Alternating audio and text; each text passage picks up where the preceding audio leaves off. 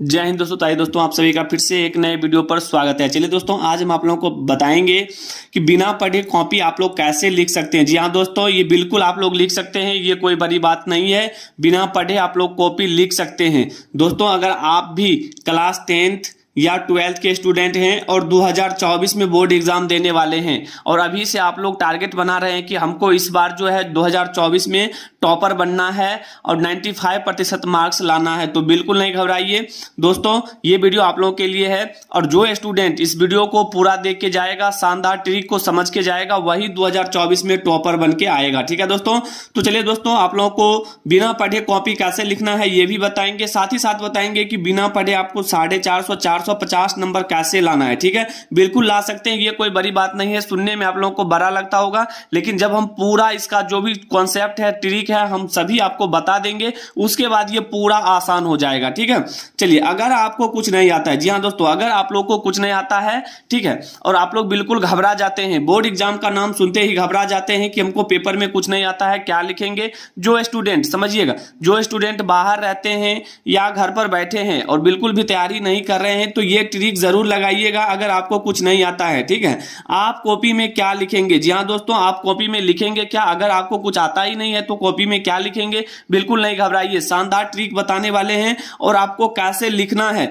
देखिए दोस्तों, लिखता तो सभी कोई है, लेकिन लिखने का भी एक तरीका होता है जिससे एग्जामिनर खुश होकर आपको पूरे नंबर देते हैं। ठीक है, चलिए, तो दोस्तों हम बता रहे थे कि आपको कैसे लिखना चाहिए, कॉपी आपको कैसे लिखना चाहिए जिससे एग्जामिनर आपको खुश होकर पूरा का पूरा नंबर दे। बिल्कुल नहीं घबराइए, पूरी जानकारी वीडियो में देखिए, एक एक चीज हम आपको बताएंगे और जो स्टूडेंट ये देख के जाएगा वही जो 2024 में जो है टॉपर बनेगा और 95% मार्क्स लेकर आएगा। बिल्कुल दोस्तों, वीडियो को मिस ना करें, पूरा वीडियो देखिएगा और वीडियो अच्छा लगे तो लाइक जरूर करिएगा। तो चलिए दोस्तों, केवल देखिए 5 ट्रिक आप लोगों को बताएंगे, केवल 5 ट्रिक बताएंगे और ये 5 ट्रिक अगर आप लोग समझ जाते हैं तो ये जो 450 है, 450 बिल्कुल आप लोग आपके मुट्ठी में है, आप लोग ला सकते हैं। तो चलिए बढ़ते हैं रूल नंबर फर्स्ट की ओर। दोस्तों, रूल नंबर फर्स्ट आपके सामने लिखा हुआ है कि सबसे पहले आप एग्जाम हॉल में काला और नीला पेन लेकर जाए। जी हाँ दोस्तों, कभी कभी स्टूडेंट क्या करते हैं, यहां पर मिस कर देते हैं, या तो काला पेन ही लेकर जाते हैं या तो नीला पेन लेकर जाते हैं। लेकिन आप लोग ध्यान रखिएगा, जैसे ही आप लोग एग्जाम हॉल में जाइएगा, 2 पेन लेकर जाइएगा, 2 पेन, एक काला वाला पेन होना चाहिए, ठीक है, और दूसरा नीला पेन होना चाहिए। अब इससे होता क्या है, हम सारा चीज आपको आगे बताएंगे। देखिए, उसके बाद है आपको पहले ऑब्जेक्टिव प्रश्न और एक निश्चित समय दिया जाएगा। आप सभी जानते हैं कि सबसे पहले ऑब्जेक्टिव का क्वेश्चन मिलता है, उसके बाद ही आप लोगों को सब्जेक्टिव मिलता है, और ऑब्जेक्टिव क्वेश्चन को बनाने के लिए एक निश्चित समय भी दिया जाता है और यह समय रहता है लगभग 1 घंटा का। ठीक है, तो दोस्तों देखिए, अब आपको जैसे ही ऑब्जेक्टिव क्वेश्चन मिल गया तो आपके सामने OMR शीट दिया जाएगा। ठीक है, तो अब OMR शीट में आपको आंसर भरना कैसे है, तो जैसे मान लीजिए हमने आपको यहां पर लिख दिया है 1 नंबर में ABCD करके, 2 नंबर में ABCD करके, इसी तरह से आपको ऑप्शन दिया रहेगा।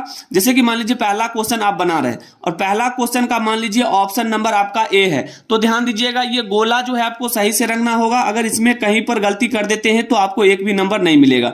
गोला को अंदर से पूर्ण रूप से भरना होगा। जैसे मान लीजिए हम ऑप्शन नंबर A रंग रहे हैं, तो A को जो है ये गोला जितना है, गोला के अंदर में पूरा रखना होगा। ठीक है, आधा अधूरा छोड़ के नहीं आना है। ठीक है, आधा अधूरा छोड़ते हैं तो आपको नंबर नहीं मिलेगा। ठीक है, चलिए, उसी तरह से अगर मान लीजिए दूसरा क्वेश्चन का आंसर आपका ऑप्शन C है, तो ऑप्शन C को आप इस तरह से रंगेंगे और पूरा रंगना है दोस्तों, ऐसा नहीं है कि छोड़ देना है, इस तरह से बिल्कुल गलत हो जाएगा। पूरा रंगिए, जब तक पूरा अंदर में पूरा भर ना जाए तब तक छोड़ना नहीं है। ठीक है, उसी तरह से अगर मान लीजिए आपके सामने ऑप्शन नंबर D है, तो D वाले को इस तरह से भरिएगा। ठीक है, इस तरह से भरने पर आपको एक भी नंबर नहीं कटेगा और जितना भी क्वेश्चन बनाकर आइएगा सभी का सभी क्वेश्चन सही होगा। ठीक है, तो ये आप लोग समझ गए होंगे कि पेन ले जाना है काला और नीला, और ऑब्जेक्टिव क्वेश्चन आपको कैसे भरना है, उम्मीद करते हैं समझ गए होंगे। ठीक है, तो रूल नंबर समझ गए। आइए, इंपॉर्टेंट है रूल नंबर सेकंड, उसको समझते हैं।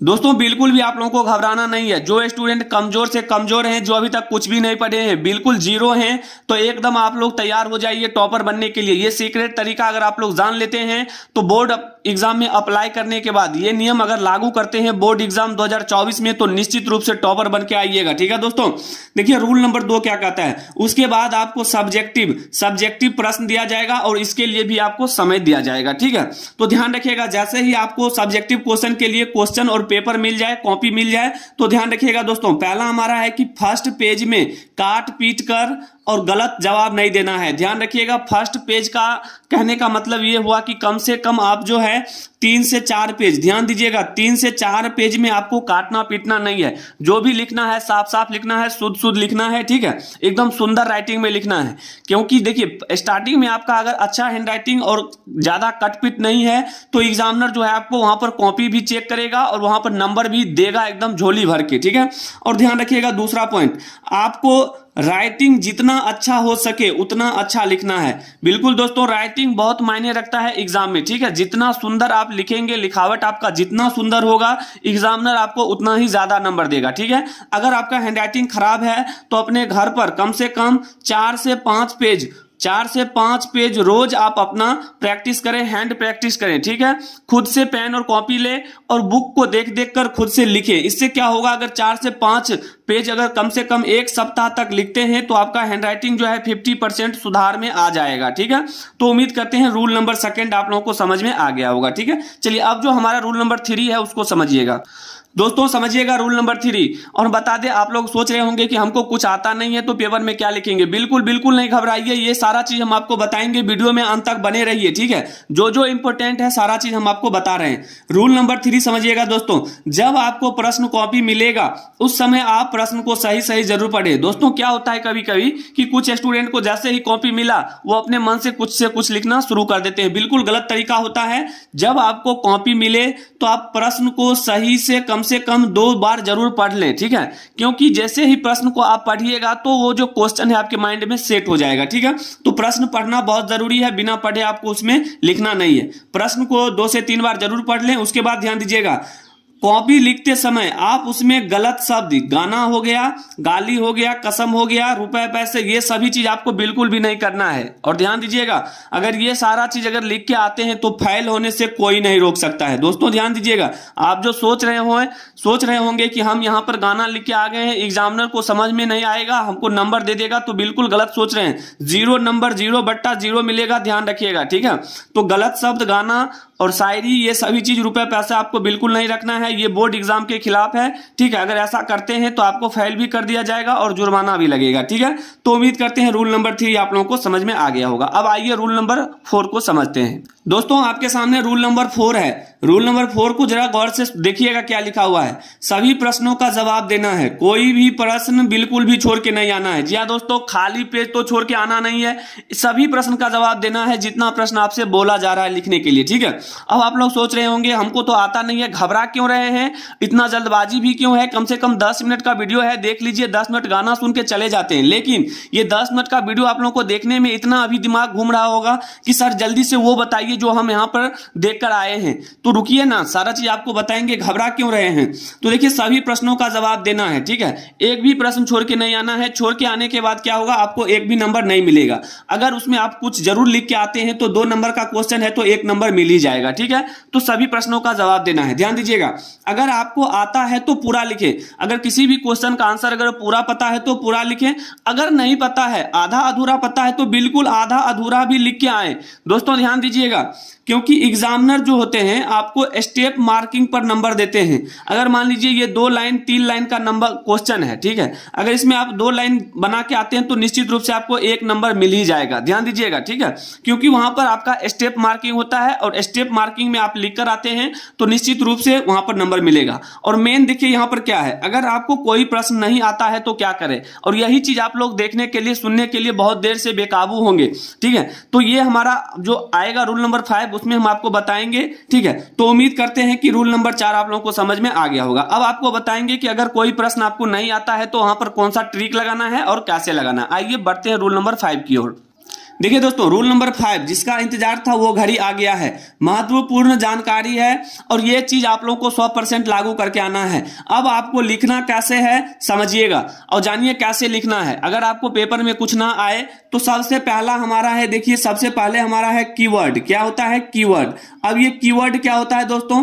तो देखिए, कीवर्ड कहने का मतलब जैसे कि आपके सामने क्वेश्चन है कि विद्युत धारा, समझिएगा आपके सामने क्वेश्चन दिया है कि विद्युत धारा से आप क्या समझते हैं, विद्युत धारा से आप क्या समझते हैं। अब इसका आंसर आप लोगों को नहीं पता है, अब कैसे लिखेंगे इसका आंसर? तो देखिएगा यहां पर ये ट्रिक लगाइए और निश्चित रूप से लिख के आइएगा। विद्युत धारा हम क्या बताए हैं कि पहले आपको कीवर्ड पर ध्यान देना है। कीवर्ड किसको बोलते हैं? तो देखिए, कीवर्ड बोलते हैं जैसे विद्युत धारा बोला गया है, हमको बोला है विद्युत धारा से आप क्या समझते हैं या विद्युत धारा किसे कहते हैं। तो कीवर्ड देखिए यहां पर है कि अगर विद्युत धारा के बारे में नहीं पता है तो एक कीवर्ड पकड़िए, विद्युत। अब विद्युत के बारे में आपको हो सकता है मालूम होगा, अगर आप लोग कुछ भी थोड़ा मोड़ा भी पढ़े होंगे तो ये तो जरूर मालूम होगा कि विद्युत किसे कहते हैं, या हो सकता है कि विद्युत नहीं मालूम है, धारा। अब ये धारा क्या होता है इसके बारे में भी मालूम होना चाहिए। तो यही हमारा कीवर्ड हुआ, ठीक है। तो कीवर्ड में क्या होता है कि अगर विद्युत के बारे में पता है तो इसमें लिख दीजिए ना, इसका जो भी आंसर होगा आप उत्तर में इसको लिखिए कि हमारा जो कीवर्ड है विद्युत। अब विद्युत के बारे में आप 2 से 3 लाइन लिख दीजिए, ठीक है। तो यहां पर क्या होगा कि अगर 2 नंबर का ये है, 2 मार्क्स का अगर क्वेश्चन है तो आपको बिल्कुल यहां पर 1.5 नंबर मिल ही जाएगा या 2 नंबर भी मिल जाएगा, इसमें कोई बड़ी बात नहीं है, ठीक है। तो ध्यान दीजिएगा, तो कीवर्ड इंपॉर्टेंट है, ये 100% आप लोग लागू करिएगा एग्जाम में जब कोई क्वेश्चन ना आए, ठीक है। अब देखिए अगला क्या है दोस्तों, जो भी लिखिएगा साफ साफ लिखिएगा। क्या क्या लिखना है? साफ साफ लिखना है, ध्यान दीजिएगा, साफ साफ लिखना है। उसके बाद आप जो लिखेंगे एकदम सुंदर होना चाहिए और स्पष्ट होना चाहिए, ठीक है, ताकि एग्जामिनर को कॉपी चेक करने में परेशानी ना हो और बिल्कुल आपके कॉपी को देखकर पूरा नंबर दे, ठीक है। अब देखिए हमारा अगला जो है, और हम जैसे ही आपको बताए थे कि इसमें देखिए गलत शब्द का उपयोग नहीं करना है, गलत शब्द नहीं देना है इसमें, ठीक है। गाली गलौज नहीं लिखना है, ठीक है। शायरी हो या गाना भी नहीं लिखना है। रुपए पैसे जो भी हो आपको बिल्कुल भी ये सारा चीज नहीं करना है, ठीक है। और जो भी लिखेंगे जितने शब्दों में बोला जाए उतना ही लिख के आना है। ये ट्रिक अगर लगा के आते हैं तो बिल्कुल आप लोग कभी भी बोर्ड एग्जाम में फेल भी नहीं होंगे और आपका मार्क्स भी अच्छा आ जाएगा, ठीक है। तो उम्मीद करते हैं रूल नंबर 5 भी आप लोगों को समझ में आ गया होगा। दोस्तों ये रूल नंबर 5 बहुत इंपॉर्टेंट है और जो स्टूडेंट नए हैं चैनल पर पहली बार आए हैं, चैनल को सब्सक्राइब कर लीजिएगा। बोर्ड एग्जाम से संबंधित सभी टिप्स और एक एक जानकारी आप लोगों को मिलता रहेगा। तो दोस्तों वीडियो अच्छा लगे तो लाइक जरूर करिएगा और आप लोग किस राज्य से हैं कमेंट जरूर करिएगा, ठीक है। तो मिलते हैं दोस्तों अगले वीडियो में, तब तक के लिए जय हिंद, जय भारत, वंदे मातरम।